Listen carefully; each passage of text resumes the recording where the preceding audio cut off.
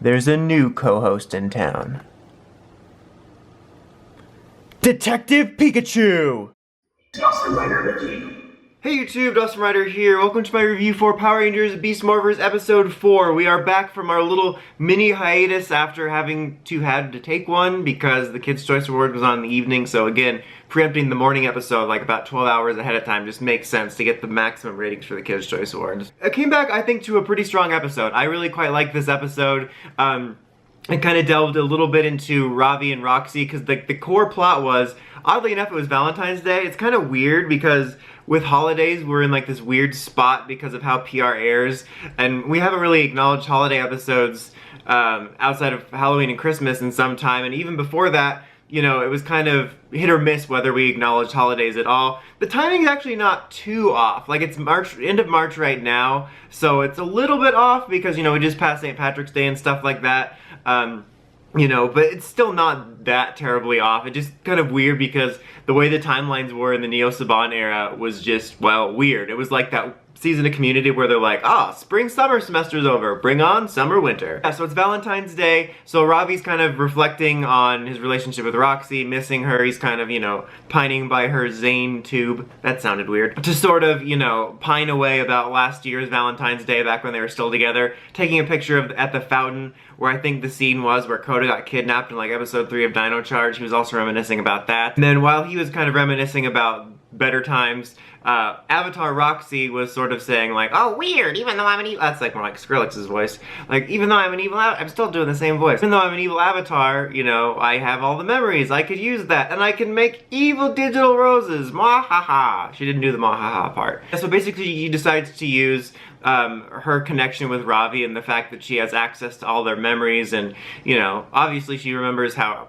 regular Roxy acts too, so she can, you know, fake it, so that she can, you know, manipulate Devin to get them the, I can't remember what it was called, but it was the device that they used, it was like the identity destabilizer, that's not right, but, you know, to make make Ravi, Roxy's already there, make Ravi also a virus warrior. I don't know why I said that. An evil avatar. There we go. Virus warrior. That's what they're called. And, you know, Evox likes the idea. He's like, oh, if a ranger on my side, it's just the same voice for all the villains. If he has a ranger on his side, he can, you know, get morph-x faster. I kind of wish it would have come into play that Ravi was almost, you know, infected. Like, obviously, we went over that plot last week where a bit of them each have, you know, a little bit of the virus in them, so that they have their quirks and stuff like that. But it would have been kind of neat if they're like, oh yeah, Ravi's a little bit more bonded with it because he was, you know, almost there, and that could have come into play. It still could, but like I feel more doubtful now, but that would have been an interesting aspect to play. But basically, it kind of clichély, is that a word? Plays out how you'd expect. So he's like, asks Nate like, hey, can this cone thing help Roxy? He's like, maybe, but it's gonna take a while because I have to do testing and stuff like that. And he's like, oh, okay, I'll just leave it alone now. And as soon as Nate turns around, he steals it. And, you know, when the others come to look for him later, he's like, oh, he was just here asking about that big, wait a minute, now it's gone. Like, I feel like Ravi should have waited at least a little bit, like, till the fall of night. Because it just seems like, oh, I was asking about this, then it mysteriously disappears. And it's not like it's the size of a pen, like, it's gonna obviously leave a blank spot on the shelf. But he brings in, like, we can finally be together, and she's like, Maha! I don't know why I keep doing that for her. And then the Rangers save him, and then we get basically the fight scene for the end of the episode. And what's cool about this is that it basically gets a really good example of what I liked about GoBuster's fight scenes, which I brought up before, which was that you would have Megazord battles and ground fights happening simultaneously. So Skrillex, that's what I call him, brings out the robot and it sort of starts copying the Monster of the Week, and Devin fights him up in the Racer Zord, Megazord mode, and Zoe and Ravi are fighting the monster on the ground. And honestly, I couldn't tell, because they obviously split up because the footage of yellow and blue was independent, like, you know, because, you know, red's gonna go in the robot. But there was a couple times that I almost couldn't tell when they were switching over from Sentai footage to regular footage. Like, it was that good, and, like, the suits look so good. And it's funny, because back in the day, you could always tell, because even, like, when our suits didn't look the best, like an MMPR. Like it looked like going from clear to like looking through wax paper. And it's got, over the years it's gotten closer, but I feel like our resolution always looked a little bit better. But yeah, it's kind of hard to tell, to be honest. But the point is that, you know, I'm not like, oh, you have to keep it from the Sentai, or if it's erased from Sentai from all time if you don't keep it. Not necessarily specific about Go Busters, it's just a technique that they use that I wish we would see more in Power Rangers and Sentai, which was, you know, we all know it gets formulaic. It's just something we kind of sign up for, we're kind of okay with. I feel like we get less annoyed with it than, you know, outside people that don't watch it regularly. But it was really nice to have that change in formula, so you can have a Megazord battle and a ground battle and mix up the way those work so that it feels less stale, and it makes it more entertaining to watch. I really like that. It's really funny because I was just thinking about this week how whenever Power Rangers does like a teamwork episode, Sentai too, they always, like, I get it, teamwork's like a main part of both series, but whenever they go hard on it, it makes it seem like it's like, oh, you're absolutely useless by yourself. We need 5 people to do this one thing. Even if it like ignores like a strategical advantage, like, okay, there's 6 people, we could like do both of these problems, just split us evenly. No, we all have to change the light bulb together, teamwork! You know, I like this, that it shows that, you know, there's still a team, but you have 2 guys handling one problem and him handling the other one, and it doesn't mean they're not using teamwork. I happen to think about that because I was reflecting on that idea this week, and I like this as a good example. Like, teamwork isn't all about just changing the same light bulb together, it's about trusting your teammates to handle, you know, situations that will go to their strength. That was kind of a little mini rant, but I just happened to think of that this week with that. Other stuff going on, little tidbits, was the first time we saw the hangout spot since episode 1, I think, like where Zoe and Devin were just hanging out there and Ravi came and visited him. It seems kind of weird, like we're still pretty early in, but I'm like, oh yeah, this is the first time we've seen that place since then.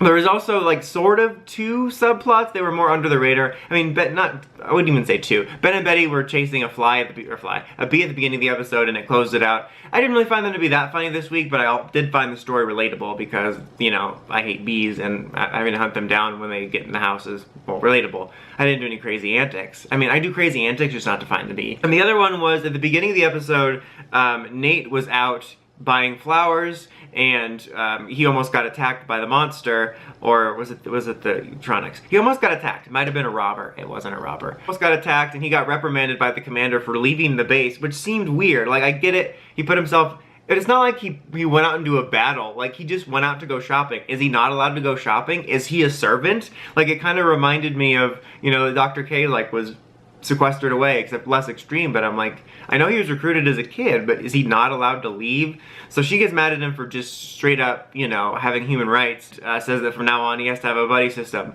Buddy! So yeah, we have that, and then it was really funny because it was kind of a weird vibe when they're like, oh, where were you? Like, why were you out? And he like kind of looked over at Zoe and he was like, nice jacket. Like, he didn't say that. So I was like, oh, are they gonna do something with them? And then like the episode kept going, and you know, they didn't really bring it up till the end when Zoe got flowers from Secret Admirer, and then they made it really clear it was Nate because he was creeping around the corner. So that's kind of interesting, just because usually there's like I said, usually a bunch of times there, only one Ranger-related romance. We have Ravi and Roxy stuff going on. So we have that. I didn't expect that. I mean, it's fairly early on, so it's not like, you know, there was a lot of time for hints of this. But that was at least something interesting of note.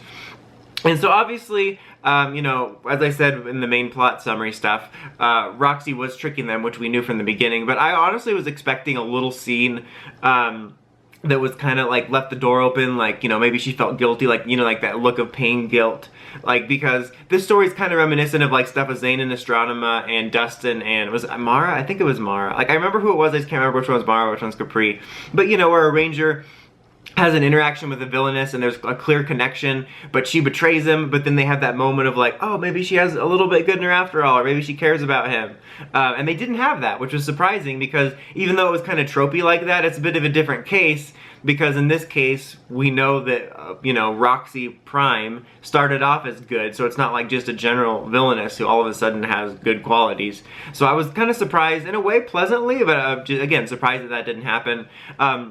Also, last thing of note, when they did get that device, Skrillex took all the credit for it, and they want to use it to give Evox a way to get out of virus form. So that's interesting. Maybe Enter's original like combat suit's going to be his form, but you know, that was kind of nice, because it was a nice little bit of villain dissent in politics, which I feel has been missing from both Power Rangers and Sentai, where they just kind of exist to attack people. And I miss the villains kind of having this interesting infrastructure. But yeah, overall, I thought this was a very solid episode. I enjoyed it quite a bit. I thought it was a good episode that took advantage of Ravi and Roxy's connection, brought up an interesting potential plot for Nate and Zoe, even some interesting villain stuff. Yeah, solid all around. I'd give it an 8. Anyway, until next time, don't forget to like, comment, subscribe, and climb the steps, and ring that bell with notifications for all my videos. Dawson Ryder, signing out.